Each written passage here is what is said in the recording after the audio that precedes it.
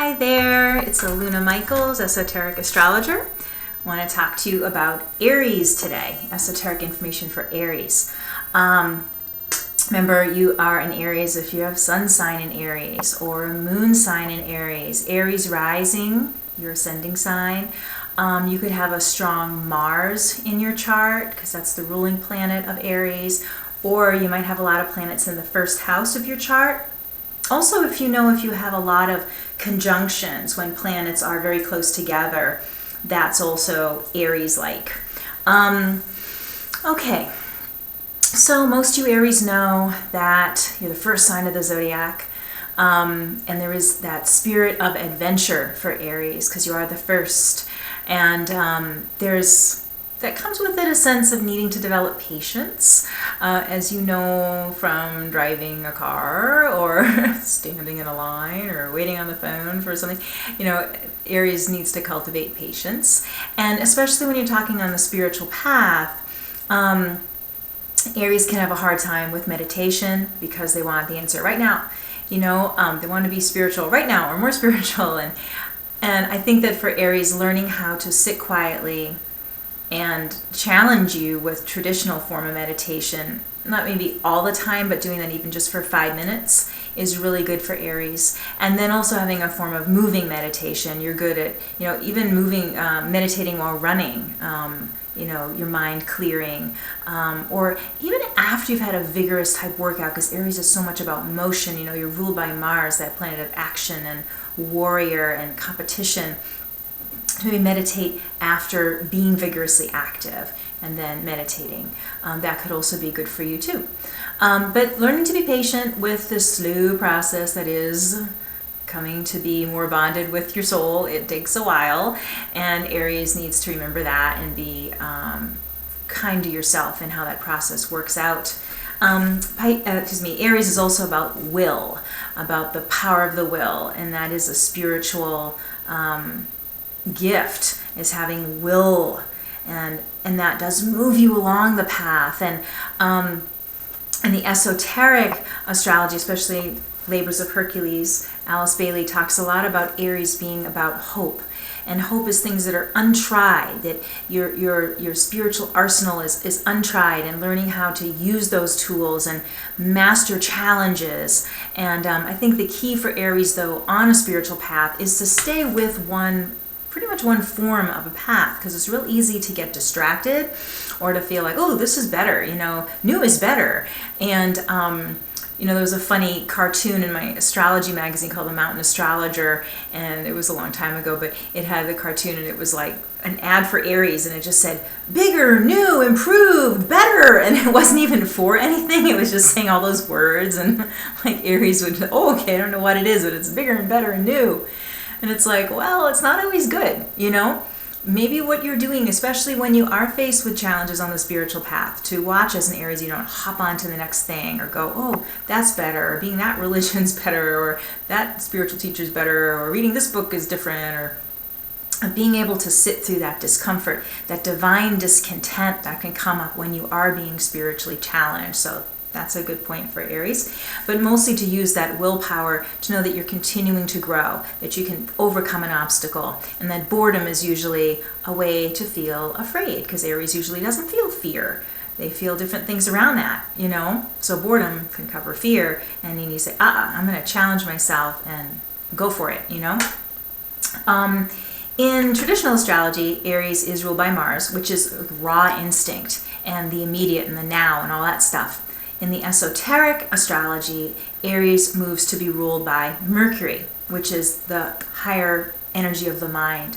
And so that is the development of the intuition for Aries, and that's where you get into needing to have patience and all that kind of great stuff. So that means that Aries is a lot about developing mind control and developing, because the mind is the beginning of action. Sometimes for Aries, there's not a lot of space between the thought and the action, but there was a thought there first.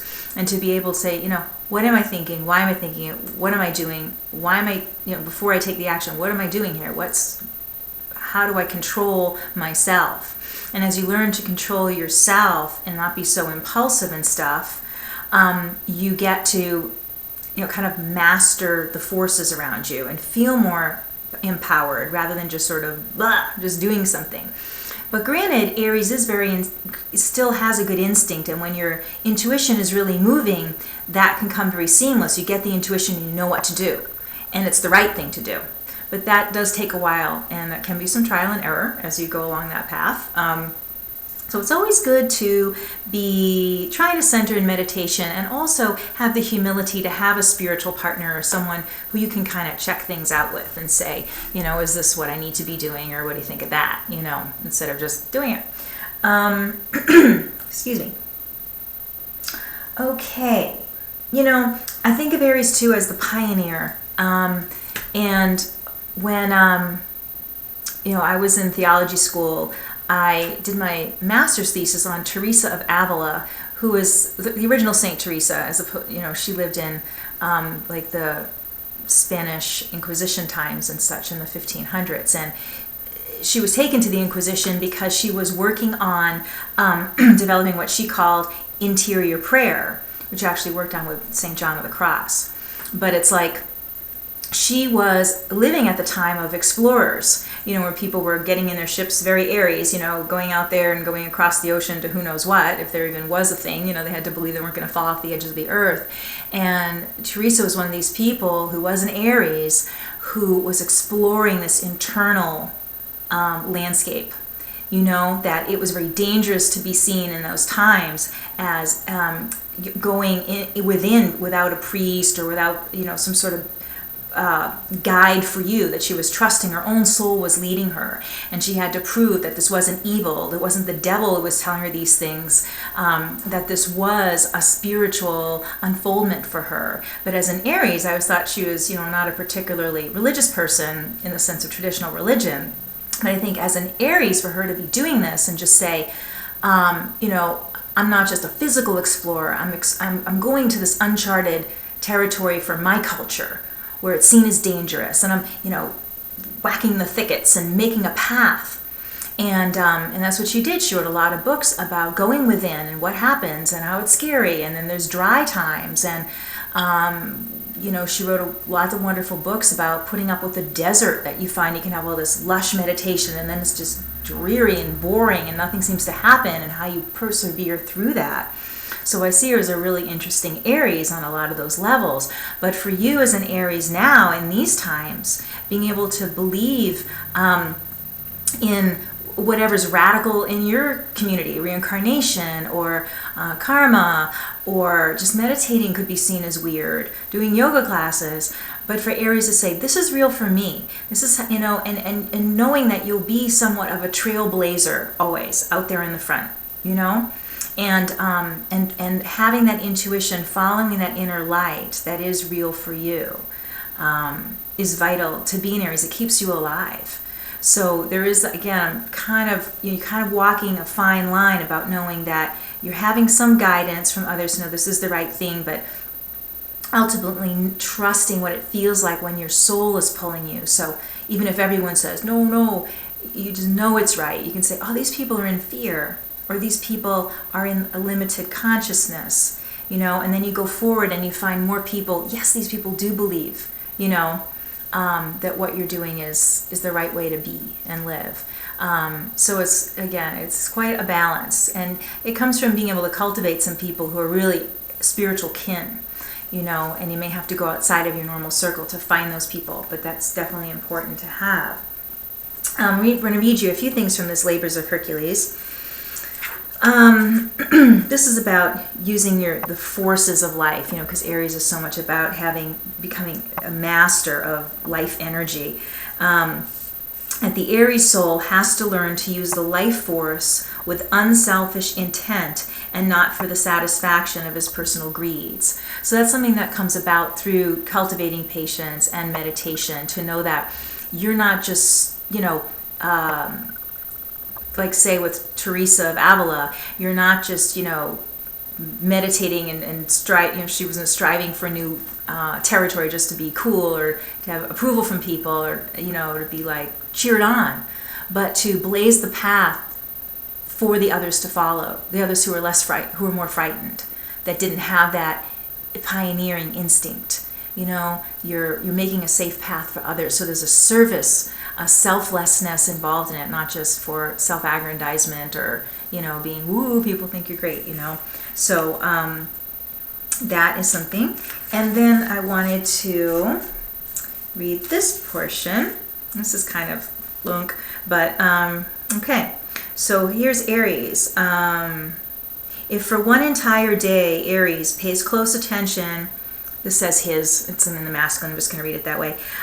If for one entire day he pays close attention to his thoughts and to the words he speaks, which are ever the result of thought, he will rapidly discover that selfishness, unkindness, love of gossip, and criticism constitute a large part of his thought content, and that the energy of his mind is constantly being fertilized by selfishness and illusion.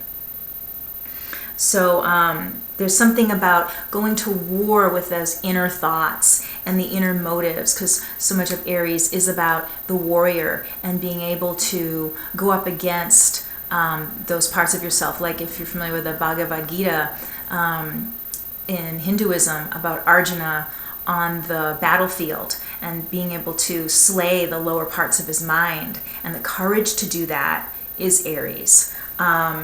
And then this last piece was interesting, little saying by Thackeray. It says here, I don't know who Thackeray is. Aquarius, I know a lot of things, I don't know that. But it says, sow a thought and reap an action. Sow an action and reap a habit.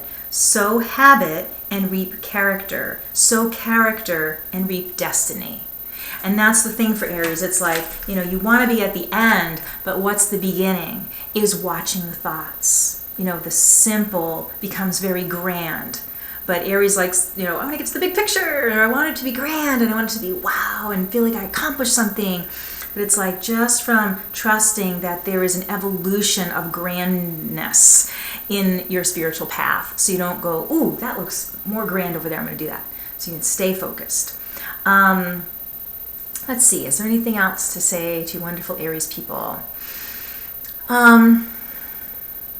I think in relationships too, this is maybe a good thing, because Aries is very into the obvious sometimes, looks, and what people, their first act, you could say, when you meet a person, and especially when you're dealing with romantic relationships. Who is this person really? What is this, you know, being patient to let the soul picture unfold and not just get caught up in shallow things. You could overlook someone wonderful, or you could get involved with someone who's not so wonderful because it looks great, or they, you know, say the right things or whatever.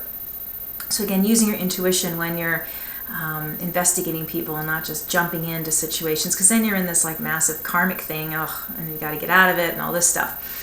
And also with just in general, being able, when you are in a relationship, and it's generally a good relationship, and you feel anxious, it's probably because you're at this point where you are being challenged. And again, I've said Aries generally doesn't feel fear, they feel that boredom or restlessness. And to say, maybe I need to push forward here. Maybe there's more intimacy and more kind of surrender of the selfishness of Aries, because that's that natural coming out of the gates kind of thing about Aries being the first sign. So you want to see what else is my soul trying to show me with this restless feeling? What more could I get out of this, you know? Hope that makes sense to you guys. And this is kind of this little school marm in me, but be careful driving, Aries. You know, that's just, you'll know you're a spiritual master when you can drive slowly and carefully and be respectful on the road and not be irritated by old people or a person on the cell phone or whatever. Just be careful, be gentle in cars, and, you know, just hang in there, Aries. You're going to get where you're going. Bye for now.